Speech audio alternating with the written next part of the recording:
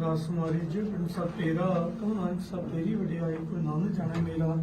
बोलना जी सतनाम श्री वाहिगुरू एक ओंकार श्री वाहिगुरू जी की फतेह। श्री गोती जी साहिब श्री गोती जी की पाछे 10वीं प्राथम गोती समर्थ गुरु नानक लई ते आए फिर अंगद गुरु ते अमरदास रामदासे होई सहाय अर्जन हर गोबिंद नाम सिमरो श्री हर राय श्री हर कृष्ण ध्याया जस डिठे सब जाए तेग बहादुर सिमरै कर नौनित आवे थाए सब ताई होई साहिब 10वें पातशाह साहिब श्री गुरु गोबिंद सिंह साहिब जी महाराज पंथ दे वाली अमृत विदाते सब ताई होई सहाय दसां पातशाहियां दी आत्मक जोत श्री गुरु ग्रंथ साहिब पाठ दर्शन दीदार दा चंतर के बोलो जे पंजाब प्यारियां चौं साहिबजादियां 40 मुक्ति हट्टियां जपियां तपियां जिन्हां ने नाम जपिया वंड के छकिया देख चलाही ते गवाए देख सुन के अंडर कीता जनाब प्यारियां सुचेरियां जमाई दा चंतर के बोलो जे जनाब सिंगा सिंगियां ने धर्म के सिद्धते बंद बंद कटवाए खोखियां गला लवाइयां चकड़ियां ते चढ़ेतन आरियां नाल चीरे गए गुरुद्वारियां दी सेवा दी कुर्बानियां कीतियां धरनी हारिया सिੱਖੀ सिद्ध के सां सो सत्संग निभाया जिन्हां दी कमाई दा चंतर के बोलो जे पंजाब तख्तां ਸਰਬਤ ਗੁਰਦੁਆਰਿਆਂ ਦਾ ਧਿਆਨ ਕੇ ਬੋਲੋ ਜੇ ਵਾਹਿਗੁਰੂ ਵਾਹਿਗੁਰੂ ਵਾਹਿਗੁਰੂ ਨਿਮਾਣਿਆਂ ਦੇ ਮਾਣ ਨਿਧਾਣਿਆਂ ਦੇ ਤਾਣ ਨੇ ਉੱਟਿਆਂ ਦੀ ਓਟ ਸੱਚੇ ਪਿਤਾ ਵਾਹਿਗੁਰੂ ਧੰਨ ਧੰਨ ਸਾਹਿਬ ਸ੍ਰੀ ਗੁਰੂ ਨਾਨਕ ਦੇਵ ਜੀ ਮਹਾਰਾਜ ਜੀ ਆਪ ਜੀ ਦੇ ਮਹਾਨ ਪਵਿੱਤਰ ਪ੍ਰਕਾਸ਼ ਸਥਾਨ ਗੁਰਦੁਆਰਾ ਸ੍ਰੀ ਨਨਕਾਣਾ ਸਾਹਿਬ ਜੀ ਵਿਖੇ ਧੰਨ ਸਤਿਗੁਰੂ ਸਾਹਿਬ ਸ੍ਰੀ ਗੁਰੂ ਗ੍ਰੰਥ ਸਾਹਿਬ ਜੀ ਮਹਾਰਾਜ ਜੀ ਆਪ ਜੀ ਦੀ ਪਾਵਨ ਪੁੱਤਰ ਹਜ਼ੂਰ ਅਰਦਾਸ ਬੇਨਤੀ ਜੋ ਦੀ ਆਪ ਜੀ ਹਜ਼ੂਰ ਧੰਨ ਸਾਹਿਬ ਸ੍ਰੀ ਗੁਰੂ ਨਾਨਕ ਦੇਵ ਜੀ ਮਹਾਰਾਜ ਜੀ ਆਪ ਜੀ ਦੇ ਪ੍ਰਕਾਸ਼ ਗੁਰਪੁਰਬ ਨੂੰ ਮਨਾਉਂਦੇ ਹੋਏ ਭਾਈ ਕਰਮਜੀਤ ਸਿੰਘ ਪਾਤਸ਼ਾਹ ਜੀ ਅਨਮੋਲ ਪਾਤਸ਼ਾਹ ਜੀ ਅਤੇ ਤਰ੍ਹਾਂ ਦੇ ਸਾਥੀ ਜੋ ਕਿ ਆਪ ਜੀ ਦੇ ਸਥਾਨ ਤੇ ਰੁਮਾਲੇ ਵਿਛਾ ਕੇ ਭੇਟ ਕਰਦੇ ਹੋਏ ਪਾਤਸ਼ਾਹ ਅਰਦਾਸਾਂ ਬੇਨਤੀ ਕਰਵਾ ਰਹੇ ਆਪ ਜੀ ਕਿਰਪਾ ਕਰਨੀ ਬੱਚਿਆਂ ਦੇ ਸੀਸ ਤੇ ਭਰਾ ਮੇਰੇ ਪ੍ਰਤਨਾ ਯਾਤਰਾ ਸਫਲੀ ਕਰਨੀ ਜੀਵਨ ਦੇ ਵਿੱਚ ਪਰਿਵਾਰਾਂ ਦੇ ਸੁਖ ਸ਼ਾਂਤੀ ਖੁਸ਼ੀਆਂ ਜਿਹੜੇ ਬਚਕੇ ਨੇ ਪਾਤਸ਼ਾਹ ਜੀ ਇਸੇ ਤਰ੍ਹਾਂ ਹੀ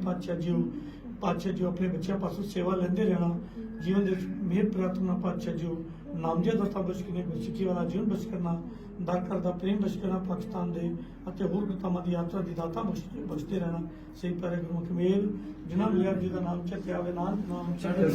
ਤੇਰੇ ਭਾਣੇ ਸਰਬਤਾ ਪੁਨਾ ਵਾਹਿਗੁਰੂ ਜੀ ਕਾ ਖਾਲਸਾ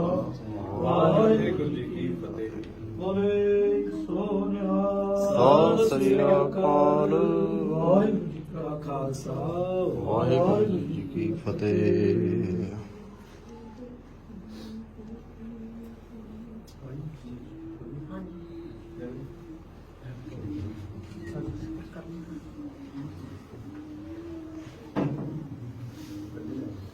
ਇਹ ਜੀ ਆਪਣੇ ਇਹ ਸਥਾਨ 1750 ਦੇ ਵਿੱਚ ਦੀਵਾਨ ਕੌੜਾ ਮਲ ਨੇ ਇਹਦੀ ਸੇਵਾ ਕਰਵਾਈ ਸੀਗੀ ਆਪਣਾ ਸਿੱਖ ਇਤਿਹਾਸ ਨੂੰ ਦੀਵਾਨ ਮਿੱਠਾ ਮਲ ਕਰਕੇ ਇਹਨਾਂ ਨੂੰ ਜਾਣਦੇ ਨੇ ਤੇ ਇਹ ਉਹਨਾਂ ਨੇ ਉਸ ਸਮੇਂ ਇਸ ਸਥਾਨ ਦੀ ਸੇਵਾ ਕਰਵਾਈ ਸੀਗੀ। ਮਹਾਰਾਜਾ ਰਣਜੀਤ ਦਾ ਰਾਜ ਸ਼ੁਰੂ ਹੋਇਆ ਤੇ ਉਹਨਾਂ ਨੇ ਇਸ ਸਥਾਨ ਨੂੰ ਇਸੇ ਤਰ੍ਹਾਂ ਹੀ ਰਹਿਣ ਦਿੱਤਾ ਕਿਉਂਕਿ ਉਹਨਾਂ ਨੇ ਬਾਹਰਲੀ ਮੋਹਰਲੀ ਜਿਹੜੀ ਦਰਸ਼ਨੀ ਡਿਊਟੀ ਹੈ ਮਹਾਰਾਜਾ ਰਣਜੀਤ ਨੇ ਉਹਦੀ ਸੇਵਾ ਕਰਵਾਈ ਲੇਕਿਨ ਇਹ ਸਥਾਨ ਇਸੇ ਤਰ੍ਹਾਂ ਹੀ ਰਿਹਾ ਤੇ ਕਿਉਂਕਿ ਇਹ ਮਹਾਰਾਜੇ ਦੇ ਰਾਜ ਤੋਂ 50 ਸਾਲ ਪਹਿਲੇ ਹੀ ਬਣ ਗਿਆ ਸੀ ਔਰ ਜਿਵੇਂ ਕਿ ਆਪ ਜੀ ਜਾਣਦੇ ਹੋ ਕਿ ਜਦੋਂ ਸਾਕਾ ਨਨਕਾਣਾ ਸਾਹਿਬ ਵਾਪਰੇ ਉਹਦੇ 'ਚ ਇੱਕ ਲੜਕਾ ਛੋਟਾ ਜਿਹਾ ਬੱਚਾ ਸੀਗਾ ਦਰਬਾਰਾ ਸਿੰਘ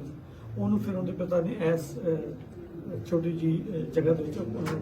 ਬਿਠਾਤਾ ਸੀਗਾ ਕਿਉਂਕਿ ਉਹ ਸ਼ਹੀਦੀਆਂ ਸਾਰੇ ਦੀ ਗੋਲੀਆਂ ਸੀਗੀਆਂ ਸੋ ਉਹਦਾ ਖਿਆਲ ਸੀ ਕਿ ਚਲੋ ਬੱਚਾ ਸੇਫ ਰਹੇਗਾ ਲੇਕਿਨ ਉਹਨਾਂ ਜ਼ਾਲਮਾਂ ਨੇ ਫਿਰ ਬੱਚੇ ਨੂੰ ਕੱਟ ਕੇ ਉਹਨਾਂ ਨੂੰ ਬੜੀ ਬੇਦਰਦੀ ਨਾਲ ਸ਼ਹੀਦ ਕਰਤਾ ਸੀ ਇਸ ਤਰ੍ਹਾਂ ਸ਼ਹੀਦੀਆਂ ਹੋਈਆਂ ਜੀ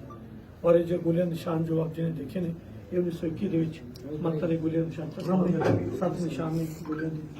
ਭਾਈ ਲక్ష్మణ ਸਿੰਘ ਜੀ ਤਾਬੇ ਬੈਠੇ ਸੀਗੇ ਭਾਈ ਲక్ష్మణ ਤੋਂ ਪਹਿਲੇ ਤੇ ਗੋਲੀ ਮਾਰੀ ਗਈ ਬਾਅਦ ਚ ਬਾਹਰ ਜਰਨਾ ਬੰਦ ਕੇ ਜੋਦੇ ਨੇ ਅਗਲਾ ਦੀ ਸ਼ਿਕਾਇਤ ਜਦੋਂ ਮਸੰਦਾਨ ਮਾਤਾ ਨੇ ਪਰ ਦੇ ਸੁੱਤੇ ਗੋਲੀਆਂ ਲੱਗੀਆਂ ਨੇ ਮਹਾਰਾਜ ਉਹ ਦਰਬਾਰ ਸਾਹਿਬ ਵਿੱਚ ਮੌਜੂਦ ਹੈ ਜਗ੍ਹਾ